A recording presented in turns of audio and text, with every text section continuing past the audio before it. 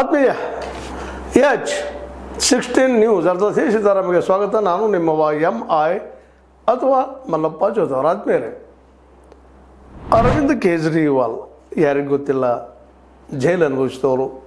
ಆದರೂ ಇಲ್ಲಿವರೆಗೆ ಭ್ರಷ್ಟಾಚಾರದ ಸಾಕ್ಷಿ ಸಿಕ್ಕಿಲ್ಲ.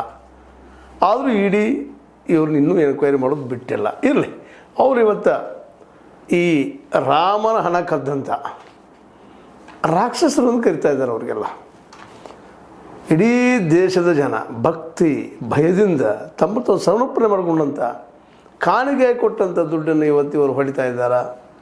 ಅದರಲ್ಲೂ ಮುಖ್ಯವಾಗಿ ಈ ವಿಶೇಷವಾಗಿ ಈಗೇನು 8 ಜನ ಹಿಡಿದಿರಲ್ಲ, ಇವರಲ್ಲ, ಇವ್ರ ಹಿಂದೆ ಬೇರೆ ಇದ್ದಾರೆ.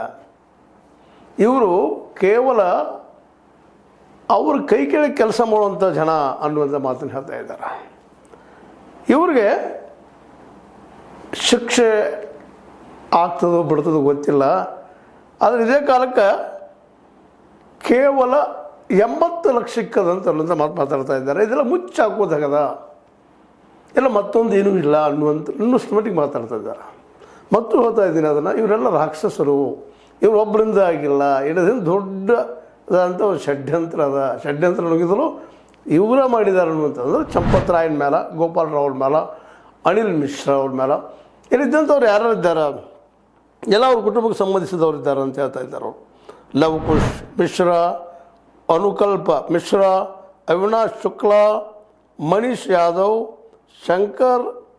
Ramshankar Yadav alias tin, Subhash Chandra Srivastava, Avinash Shukla, ಕೌರ್ನೇಶ್ Pandey. ಇವರೆಲ್ಲ ಯಾರಪ್ಪ?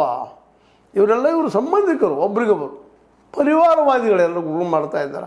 ಅದು ಇಷ್ಟು ಜನರಿಂದ ಆಗಿದೆ ಏನದು, ಕೋಟಿಗಳೆಲ್ಲ ಆಗ್ಯದ. ಒಂದಲ್ಲ ಎರಡಲ್ಲ, 100 ಕೋಟಿ ಆಗ್ಬೋದು, 1000 ಕೋಟಿ ಆಗ್ಬೋದು. ಕಳೆದ ಈ ಒಂದು ಕಟ್ಟಡ ಸ್ಟಾರ್ಟ್ ಇದ್ದಾಗಿದ್ರು, ಮಂದಿರ ರಚನೆ ಸಂದರ್ಭದಿಂದಲೂ ಇದು ಕಳ್ಳತನ ನಡೀತನ ಬಂದದ. ಅದರಲ್ಲಿ ಟ್ರಸ್ಟ್ ಜನ ಕೇಂದ್ರ ಸರ್ಕಾರ ನೇಮಿತರಾಗಿದ್ದಾರೆ. 15ರಿಂದ 12 ಜನ, 15ರಲ್ಲಿ 12 ಜನ. ಅದಕ್ಕಾಗಿ